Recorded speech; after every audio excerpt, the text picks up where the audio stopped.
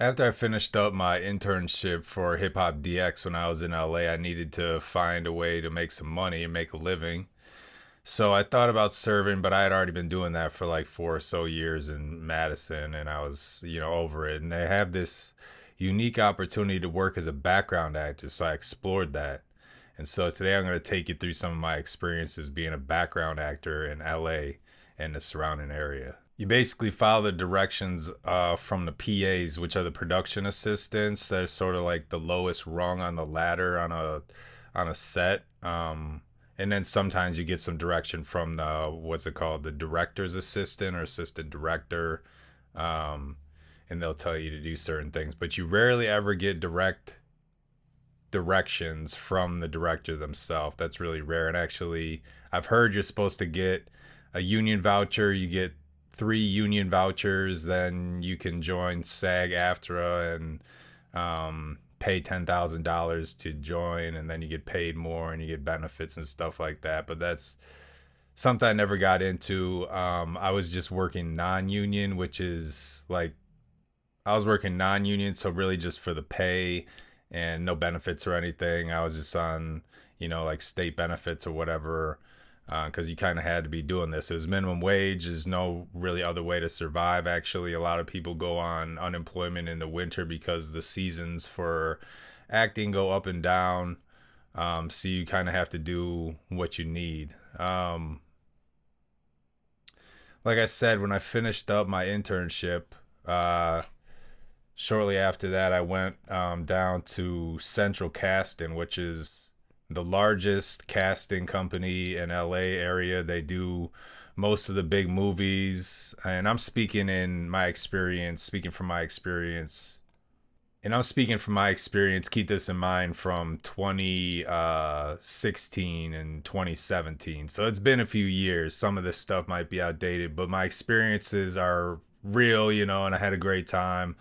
And not everyone gets to do this, I've found. Like when I explain it to people in Wisconsin, they don't really know what I'm talking about. And so to start out, you go down to Central Casting, which is the largest casting company in LA, and you got to wait in line. You got to get there early in the morning and wait in a long line, and then you get in there and you basically join up. They tell you the rules. The deal with Central Casting is you got to call in. They had like a Facebook page and they'd post the available jobs, and you'd have to sit there and call in, call. Like you'd call and you get rejected, or it would just ring out, and then you call again until you get somebody, and then you have a quick few seconds to say your name and what is it? You say your name and your number, something like um your employee tag, and then they tell you yes or no based on the images that you have uploaded. So you need some images in their system. To get those, you go across the street, and I got mine right away. Really low quality. They didn't do the best job, but they go through so many of these people. A lot of them aren't really taking it serious. I had a few outfits ready, and we went through those, um, and it got me started. You know, and So I was booking some jobs, got on Sandy Wexler, and these aren't going to necessarily be in order, um, just because over time, like the photos, some of them gotten lost and things like that. But I have a decent amount here. Sandy Wexler was one of the first ones, I believe, where it was a movie, and so I got to go to the Happy Madison Studios and get measured up. And actually, this is one of my favorite jobs that I did because I was walking through the dark kind of like back area of the set, and Adam Sandler walked by, and I had no idea he was coming. I was kind of looking at my phone, and then somebody said, "Hey, how you doing?" And I look up from my phone, and it was Adam Sandler, and I said, "Hey, hey." That's about all I could say because I was kind of in shock. Adam Sandler's been a big hero of mine since I was a little kid. Happy Gilmore, Big Daddy, Billy Madison, Bulletproof, right? Man, yeah, like a lot of movies. Some people like to say none of that would pass nowadays. Adam Sandler's humor, but that's ridiculous. He's a classic. I like him a lot, and I believe he's one of the good guys in Hollywood as far as just like treating people with some genuine integrity. And he's one of the only people, and note that he is Jewish. He's one of the only people to say hello to me in Hollywood, like one of the stars. Because typically they just give you a side eye. They don't want to make eye contact with you. Actually, you're told as a background actor to not make eye contact or speak with the stars. Dead ass. You're not supposed to communicate with them. You're supposed to stay in your section. They have different tables where you eat. They have different places where they hang out. It's segregated, and so you're not really like intermingling with the stars as a background actor. It's occasional that something will happen. Uh, Sandy Wexler was great. Met a beautiful woman. I wish I would have taken more pictures of all the gorgeous women I met doing background acting, but I did get a few, and so there's one of them. NCIS, one of my mom's favorite shows. LL Cool J said what's up to me too. I thought this was gonna be like a normal thing where all the stars were saying hello and trying to chat me up and stuff. But I was over by Craft Services, which is where you get your treats during filming. You can go over and it's this whole section. It's like tables lined up and they have quick treats, snacks, but then also some like cooked food as well. Fruit, vegetables, stuff like that. Like high end though. And it depends on the set, but if it's like a major production, they're gonna have really nice craft services. Crafty is what some people call it.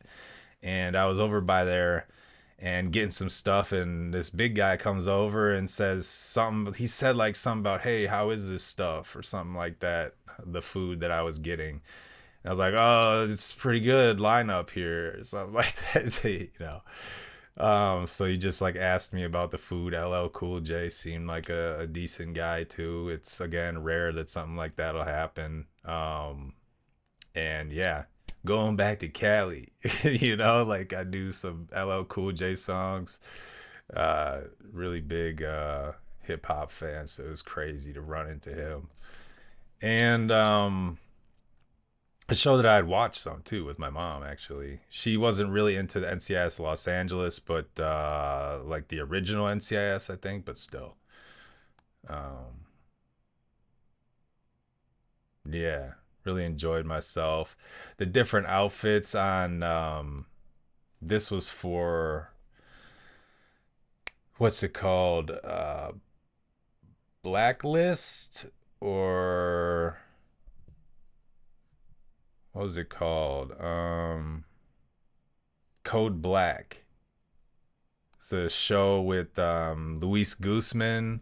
It's a hospital show, and he was really funny on set. He didn't like come over and say what's up, but he was making jokes and everything, having a good time.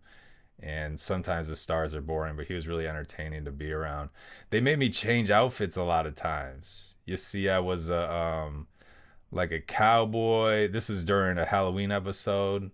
So it had me being a cowboy and then a cop, and then it had me being like some kind of magician. And I was passing out cards, business cards to people when I was on set too. This is something else not a lot of people know, but I was writing for Basement Made at the same time I was doing this. So I was like doubling up or moonlighting, but they let you do that when you're just hanging out on in the back scenes and you're not up. You can hang out and work on your computer and do other work. So that's what I did is I'd like network with other people and write articles about rappers from Wisconsin essentially and beyond, but a lot of Midwest stuff. And I was kind of spreading that around. People are going, what's this Midwest guy doing? And so, um, yeah, Code Black was an interesting experience. It made me miss my flight back for Christmas to Wisconsin. But still, good times on set. Out there hustling. So, I don't remember every single set. I'll include the different shows. I kept track of what I was all on, and I'll post that at the end. You know, it's hard to keep track sometimes of all these sets you're doing. It's like trying to remember every single night um, of you bartending, you know. But uh, we were out on different locations, and I love being out and about on different sets. So it got me a chance to explore the LA area, and I didn't become an expert, but I got to see all the different suburbs and neighborhoods and everything in LA, and got to go out of town too, even to Laguna Beach and um, a couple other beaches, like a little bit out of town to record. So I got into it, and then my girlfriend at the time took some pictures of me because the more you have uploaded or the better your pictures as Central Casting has, the more likely you are to get booked. And I was starting to try to take it more serious, like, and get bigger paying jobs. And so I was also uploading to the sites where you apply for um, higher paying jobs, more serious jobs like lead roles or backup roles, so not just background. I never really got one of those. I did get a couple higher paying commercials. The most I ever got paid for one day's work was $300. I thought that was pretty good though still. Like um there were a couple few times where I got paid $300 felt pretty good. Because typically you're just making minimum wage for like 5 to 8 hours, because you're not even guaranteed the 8 hours either. You may just be on set for like 3 hours. They're trying to cut you out as soon as possible so they don't have to, pay you any more than they need to. Um, but yeah, so I had my girlfriend take some more pictures of me, and I uploaded those. And I also went and signed up with all the different, there are casting companies, which is like Central Casting, and then there are other ones of those too. That's just the biggest one. And so you can sign up for these other ones, but what you want to do is get in with a background actor management company. And so I signed up with Extras Management, Uncut Talent, Joey's List, Virgo Talent, Face to Face Management, Sandy Elise, Standing Room Only, and BTS. So that got me into the system, into all these places. But the one that was most consistent was really Face to Face Management. That's where, like, they have this app and you can go in and decide your availability, and they'll try to book you every day that you have availability. And sometimes I'd be working, like full weeks, like all day. So it'd be much more than 40 hours a week. And so it was like I can really make a living doing that during the high points in the season. It's, like I said, tougher to do it in the off season. You either got to save up or go on unemployment. I didn't go on unemployment, but I was really stretching it then. Um, but either way, met some more gorgeous women on set. Did some commercials like for um, this one was for, like an allergy medicine of some kind, I think. And there's some other ones. I did one for Samsung and Credit Karma. Sometimes I'd be, like seen in the shots. Like you could go into the show and like find me in these certain places, and I'll post that at the end, like of all the different ones I've been in, not the certain seasons, because yeah, it's just too much. You're gonna have to find me. But you might be watching one of your favorite shows, especially a season, of course, that came out in around 2017 or so. You might see me in the back. I was in a lot of them. This is Shooter. That's Ryan Philippe. He's looking at me. I remember he was looking at me like all serious because I was a security guard, like guiding people outside during this terrorist attack or something. And so he was like, "Oh no, like, this is intense." So he was looking at me. Got to go outside. Really enjoyed that when we got to go outside on set and get some sun, talk to the ladies and everything. Made some guy friends too, of course. Um, but it was really good to be out and about. On Angie Tribeca, I was only a few feet from one of my celebrity crushes, and so uh, it was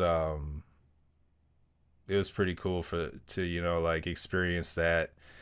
And also Heather Graham was on that particular episode, and so she was around. She's from Wisconsin actually, and I thought it was ironic that she happened to be in that episode when I was there.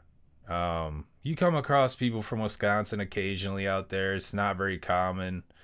Um, yeah, usually they'll be from Milwaukee or like a bigger area. Uh, every once in a while you come across somebody. It's not like you ally with your kind. I try to meet people from all over the place, but it can be fun when you run into somebody from a familiar place.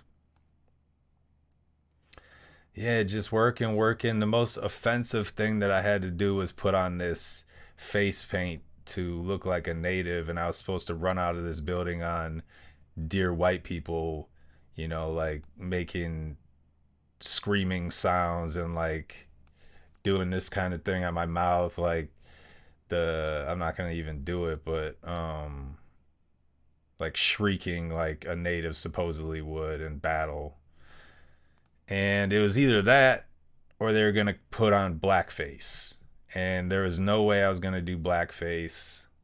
There were all these people, and I just couldn't even look at them because they had blackface on, and it was like they said it was okay, and yeah, you got to understand this is background acting, and that's part of the deal. But I still was not gonna put on blackface even for a show, and so I got the paint done, and I feel much better about that, and I think my native friends will get over that.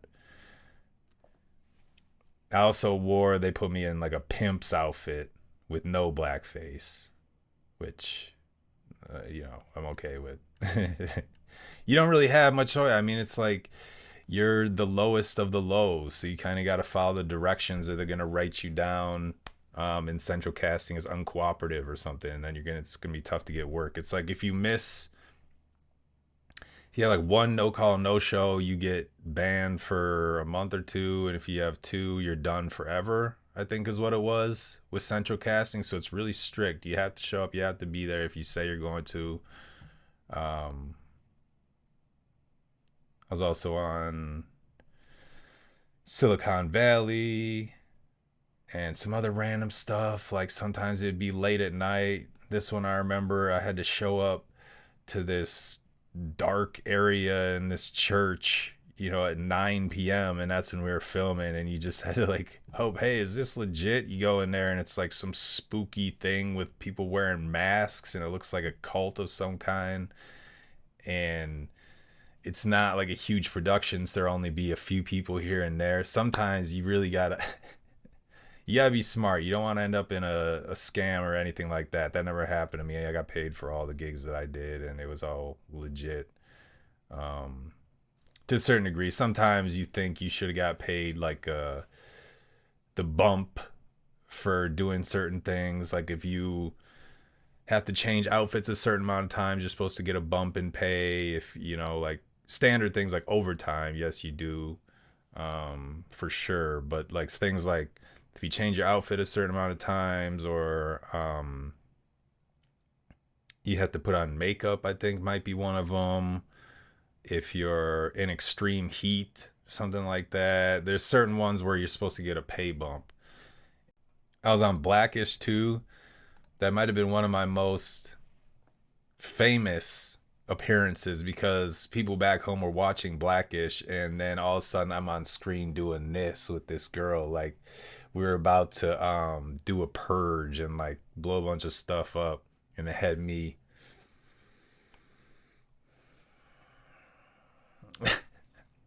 like right front and center on camera. I was actually on the show, and I always will be. So you can watch that episode where they do the purge in Blackish, and you'll definitely see me.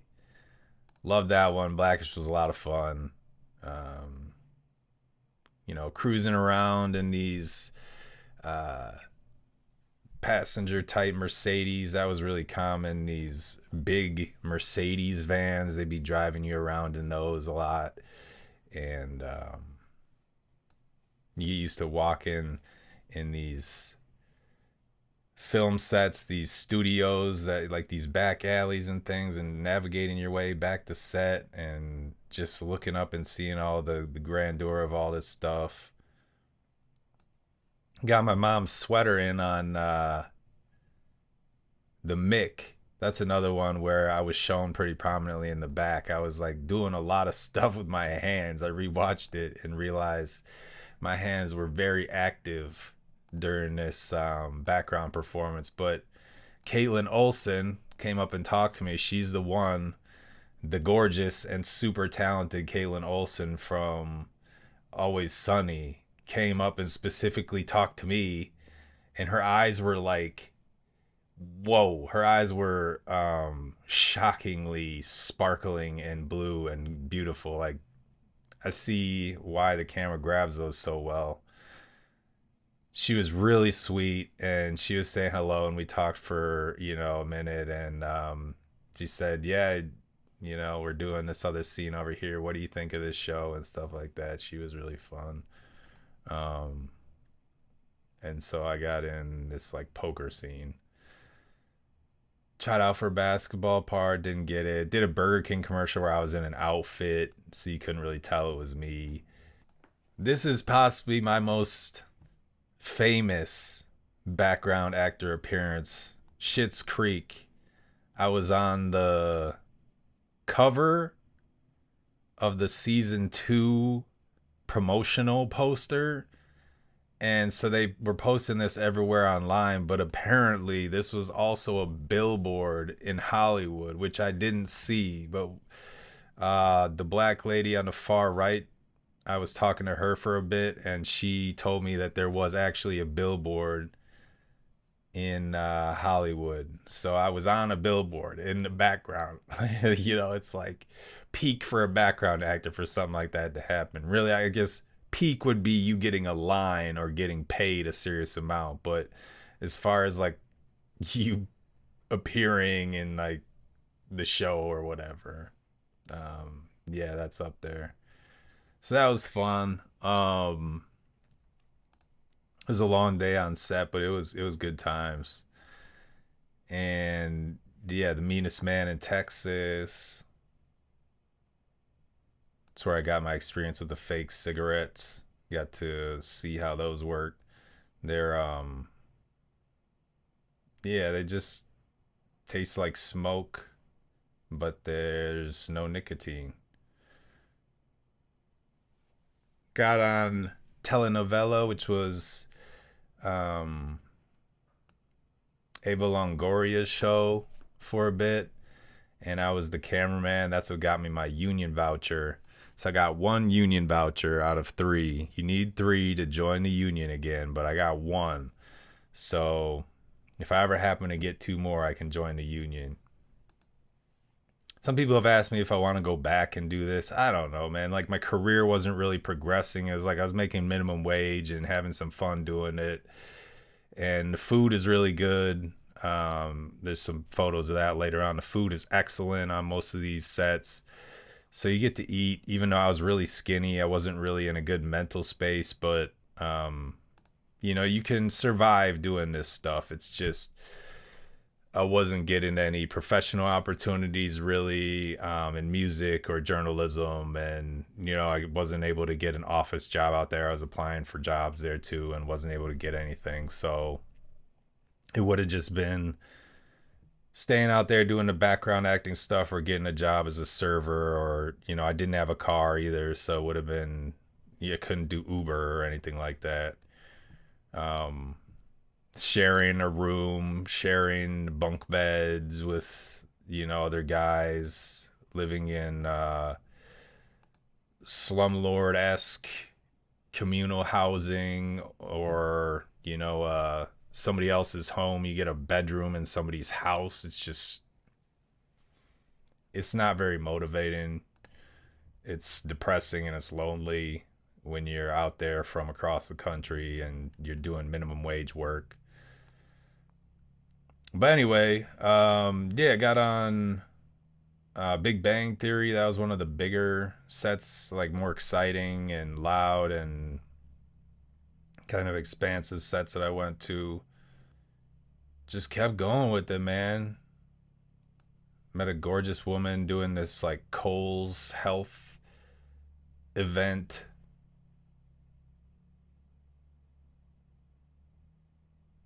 Beautiful photos. Yeah, pretty much none of these are edited, so it's just natural lighting and everything. They're all my photos. Food is amazing. More gorgeous ladies. I got to experience and see kind of how movies are made too. It's just something that you could consider contributes to my professional career as an entertainer or, in music. Just kind of seeing how people put together these films, whether that helps me with music videos or just directing or writing stories. I think it was helpful to see um, the biggest that these things can get, and how it's compartmentalized. People have their different areas. You have the scaffolders, you have the grips, you have or I'm not sure if I'm getting these terms right, but you have people working the lights, you have people working um, the mics, you have people working the background actors, like managing them, and then you got other people handling props, and there's all these different departments. And people really respect art out there, which is something I miss a lot. Is that people in LA respect art as a career. In Wisconsin, it's gross how fascist people are, realizing more and more. It's just a really high level of fascism and oppression in Wisconsin right now. Maybe it wasn't like that before.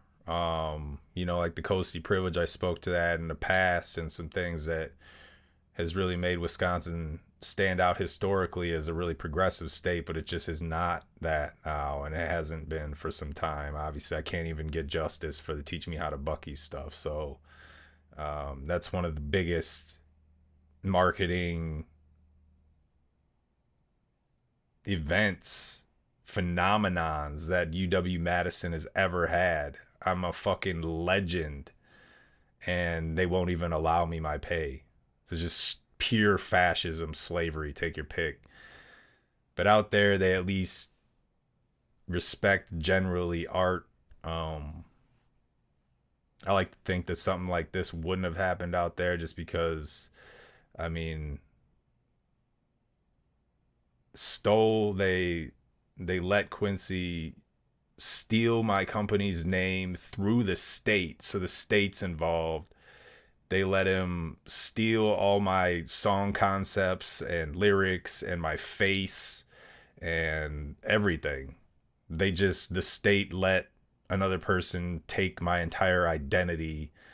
And so this has all happened. I was dealing with this in LA and trying to realize this stuff and working for minimum wage as an artist, while people are slandering me for writing journalistic articles about hip hop artists, like really whiny black people and really whiny white people and really whiny brown people. So it's a lot to go through and comprehend. But this is still one of my favorite experiences doing this background acting stuff, because it was so educational. Got to travel, and I think it added a different element to my creative resume. Um, yeah, that's that. Might come back to this at some point and touch on some of the more like micro things that I did to really make it happen. But again, if you're trying to do this, I suggest that you sign up with as many of those management companies as possible, take as many pictures as you can, really get good with calling in and keeping it on a schedule, saving your money, get used to finding other ways to have fun. And I didn't have a vehicle either, which made my situation extremely difficult in LA because it's so spread out. But you can do it taking a train, taking the bus, Uber, ride shares. Um, So yeah, background acting.